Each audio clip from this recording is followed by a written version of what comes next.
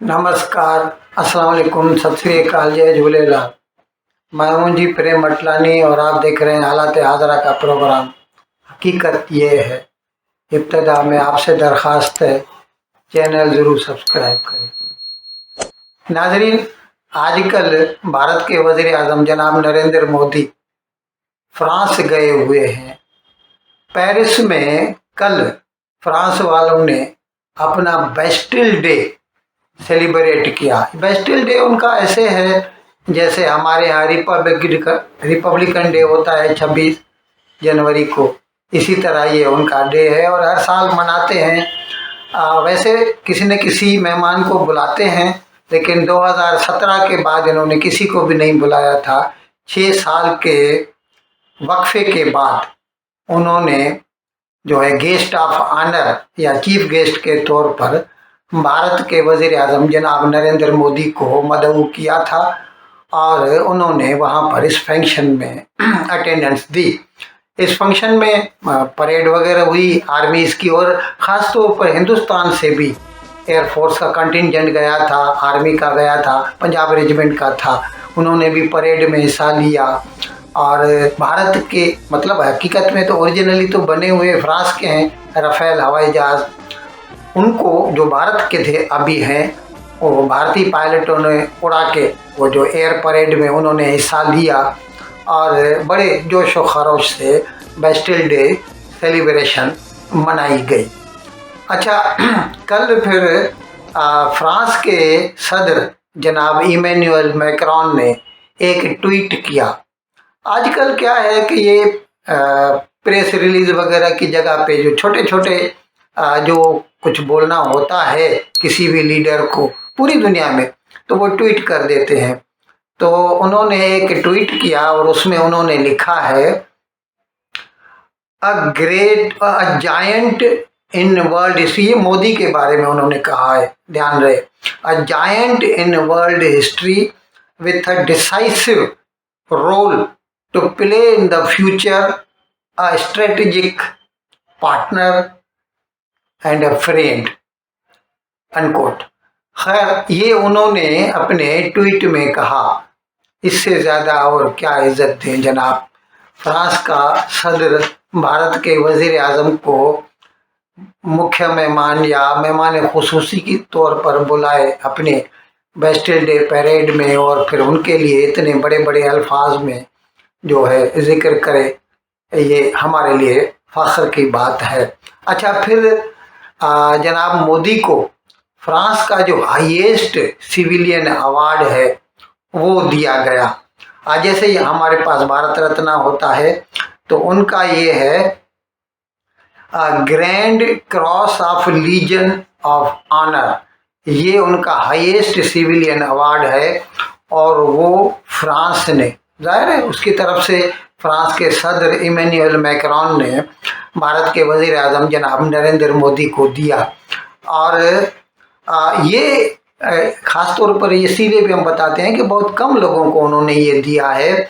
मतलब world leaders को जो है, उनमें जर्मनी की जो चांसलर थी पहले, अभी नहीं है, अभी तो मर्द है, एंगेला मर्केल, वो हुआ करती थी। और बादशाह शाह चार्ल्स जो बरतानिया के अभी मतलब बादशाह हैं, उस वक़्त पहले वो प्रिंस ऑफ वेल्स हुआ करते थे और वली अहद थे इंग्लैंड के। और Nelson Mandela world leader south Africa, ऐसे लोगों को उन्होंने पहले ये एजाज़ दिया है और अभी जनाब नरेंद्र मोदी को इस एजाज़ से कल नवाजा गया। अच्छा, फिर ये तो आपको इल्म है ही कि मोस्टली जब भी नरेंद्र मोदी बाहर जाते हैं भारत से, तो वहाँ पर जो भी इंडियन कम्युनिटी है, जो नॉन रेजिडेंट इंडियंस हैं, उनके साथ मिलने ज़रूर जाते हैं, उनके साथ अपना वो एक रिश्ता जोड़े रखना चाहते हैं। तो कल उन्होंने शाम उनके साथ एक फंक्शन में अटेंड किया और वहाँ पर उन्होंने कई बातों का जिक्र किया कि जो कुछ दिन में हुआ उसके बारे में उन्होंने बताया। और फिर ख़ास बात उन्होंने जो ये बताई कि जो हिंदुस्तानी तलबा छात्र शागिर्द जो हैं, जो यहाँ से हिंदुस्तान से ग्रेजुएशन करते हैं और फ्रांस में जाके पोस्ट ग्रेजुएशन करते हैं, तो उनको अब तक फ्रांस की सरकार 2 साल की वर्क वीज़ा देती थी, और अगर वो 2 साल के अंदर उनको नौकरी न मिलती थी तो उनको वापस आना पड़ता था। लेकिन अभी उनको वर्क वीज़ा जो है, ये मतलब इन दोनों की बातों में ये तय पाया है और इस पर अमल शुरू हो गया है। यानी इमैनुअल मैक्रोन और नरेंद्र मोदी की बातों में ये तय पाया है मुज़ाकरात में कि अब जो हिंदुस्तानी बच्चे जो मास्टर्स की डिग्री वहाँ से लेते हैं फ्रांस से, तो उनको 2 साल की जगह पर अभी 5 साल की वर्क वीज़ा दी जाएगी। इससे भारतीय तलबा के लिए बहुत आसान हो जाएगा, तब तक कुछ न कुछ नौकरी मिल जाना, और इंजीनियर्स, चार्टर्ड अकाउंटेंट्स वगैरह जो है वो। और यूरोपियन लाइफ तो खैर सबको अच्छी लगती है, तनख्वाहें भी यहाँ से ज़्यादा होती हैं, तो बच्चे जाते रहते हैं। लेकिन पहले जो 2 साल की जो कैद थी, अगर उसमें नौकरी नहीं मिलती थी तो कई बच्चों को मजबूरन वापस आना पड़ता था। नाज़रीन, इसके साथ साथ एक बात ये भी उन्होंने बताई कि फ्रांस ने हिंदुस्तान का जो यूपीआई है उसको इस्तेमाल करने की हामी भरी है। यूपीआई हम आपको बता चुके हैं, हिंदुस्तान का पेमेंट इंटरफेस है, यूनिफाइड पेमेंट इंटरफेस। यहाँ की एक गवर्नमेंट की कारपोरेशन है, national payment corporation of India, उसकी तरफ से ये एक सॉफ्टवेयर है जिसके थ्रू जो है क्यूआर कोड के थ्रू कोई भी आदमी किसी को बैंक अकाउंट, एक बैंक अकाउंट से दूसरे बैंक अकाउंट में पैसा ट्रांसफ़र हो सकता है सिर्फ क्यूआर कोड को स्कैन करने से। और उसमें छोटी सी छोटी रकम जो है ना वो भी चली जाती है। 10 रुपए तक हिंदुस्तान के ट्रांसफ़र होते रहते हैं, और एक दिन में करोड़ों ट्रांजैक्शंस इसकी होती हैं। दुनिया का अभी सबसे रोबस्ट ये प्रोग्राम, और इसमें चार्जेस कुछ भी नहीं है। ख़ास बात ये है, वैसे वीज़ा या मास्टर कार्ड ये आपने सुने होंगे, उनके क्रेडिट कार्ड, डेबिट कार्ड वगैरह होते हैं, लेकिन उसमें जो भी पेमेंट होती है उसमें मेरे ख्याल में 2% जो है ना वो चार्ज लगती है। जिसको पैसा मिलता है उससे लेते हैं, जो पेमेंट करता है उसको नहीं भरना पड़ता, जिसको मिलता है उसको भरना पड़ता है 2%। इसमें किसी को कुछ भी नहीं भरना पड़ता, it is completely free of cost. और अभी ये जो है कई ममालिक ने, जैसे हमने पहले भी बताया था, सिंगापुर के साथ भी ऐसा मुआहदा हो गया है, और सिंगापुर में कोई भी हिंदुस्तानी अपनी फ़ोन से जो है हिंदुस्तानी रुपए ट्रांसफ़र कर सकता है। इसी तरह अभी पेरिस या पूरे फ्रांस में हिंदुस्तानी जो है या वहाँ के लोग भी चाहें तो ये रुपया ट्रांसफ़र कर सकते हैं। दोस्तों, कुछ दिन कबल पाकिस्तान के सूबे बलूचिस्तान में एक ज़ोब इलाका है। ये इलाका ऐसा है, ये मतलब बलूचिस्तान के शुमाल में है, और नॉर्थ वेस्ट मतलब सॉरी खैबर पख्तूनख्वा के जुनूब में है, वहाँ पे सरहद पे पड़ता है। वहाँ पर एक छावनी में, फौज की छावनी में तहरीक तालिबान पाकिस्तान वालों ने हमला कर दिया, और ज़ाहिर है उसमें मुकाबलेबाजी हुई, गोलियां चली, और उसमें 12 सरकारी सिपाही हलाक हो गए। 2 दहशतगर्द भी मारे गए, लेकिन सरकार का ज़्यादा नुकसान हुआ।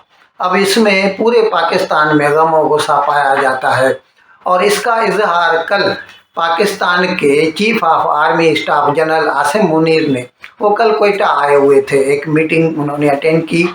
वहाँ पर उन्होंने अफ़गानिस्तान को ख़बरदार किया कि आप इनको पनाह देते हैं तहरीक तालिबान पाकिस्तान, अफ़गान तालिबान की हुकूमत है अफ़गानिस्तान में, और हकीकत में तो एक ही है, नाम अलग अलग है। इसको पाकिस्तान तालिबान, उसको अफ़गान तालिबान बोलते हैं, है तो एक ही बात। और मज़े की बात यह है कि ये पाकिस्तान की पैदावार है, खुद पाकिस्तान इनको बनाया था 1979 में।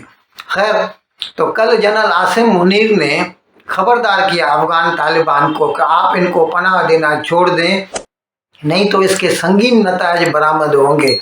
अब हम यहाँ पर जनरल आसिम मुनीर से पूछते हैं कि जब पाकिस्तान के दहशतगर्द हिंदुस्तान में आके कोई वारदात करते हैं तो आप उसको बहुत अच्छा समझते हैं, उसकी तारीफ करते हैं, उल्टा कभी आपने उसकी मजम्मत नहीं की। जबकि आज हम बोलते हैं, हिंदुस्तानी लोग बोलते हैं कि ये सरहद पार से दहशतगर्दी आई हुई है, क्रॉस बॉर्डर टेररिज्म है और इसको पहले ख़त्म करना है अगर दोस्ती कायम करनी है तो। जो कि पाकिस्तान मानता नहीं, वो क्या कहता है कि नहीं ये तो हमारे आदमी नहीं है। अब यहाँ पर तो सीधा सीधा पाकिस्तान के ये दहशतगर्द हैं, पाकिस्तान में ये वारदात तहरीक तालिबान पाकिस्तान तो पाकिस्तान के हैं, वारदात भी वो पाकिस्तान में कर रहे हैं, लेकिन उसके लिए पाकिस्तान का जो चीफ ऑफ आर्मी स्टाफ है वो अफगानिस्तान को धमकी दे रहा है कि आपको इसके नतायज भुगतने पड़ेंगे। अब देखिए ये है डबल स्टैंडर्ड पाकिस्तान का। भाई मतलब अगर वो करें तो सही है और अगर दूसरे करें तो वो गलत है, जबकि ये आपके अपने ही पैदाशुदा लोग हैं। इनको कब्जे में लाइए, कंट्रोल कीजिए और दूसरों के साथ भी अच्छे ताल्लुकात बनाइए, दूसरों के एहसासात का भी जो उनको तकलीफ़ें पहुंचती हैं उनका भी एहसास कीजिए। इन अल्फाज के साथ मैं आज का प्रोग्राम ख़त्म करने की इजाज़त चाहता हूं, लेकिन विदाई लेने से पहले एक मरतबा फिर आपसे मेरी दरख्वास्त है कि जिस किसी साहब या साहिबा ने अब तक हमारे इस चैनल को सब्सक्राइब नहीं किया, हज़राए करम इसको जल्द से जल्द सब्सक्राइब करें, प्रोग्राम को लाइक करें, शेयर करें और घंटी का बटन दबाना न भूलें। बहुत बहुत शुक्रिया। खुदा हाफिज़।